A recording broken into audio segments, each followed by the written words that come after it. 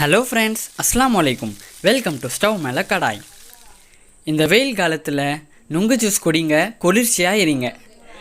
எல்லா தேவையான பொருட்களும் எடுத்து வச்சுக்கிட்டு 5 நிமிஷத்தில் நீங்கள் 2 வகையான நுங்கு ஜூஸ் போட்டுடலாம். ஒன்று தேங்காய் பால் போட்டு போடுற நுங்கு ஜூஸ், இன்னொன்று தேங்காய் பாலும் மேங்கோவோ போட்டு போடுற நுங்கு ஜூஸ். வாங்க இந்த வீடியோவில் நம்ம எப்படி நுங்கு ஜூஸ் போடலான்னு பார்க்கலாம்.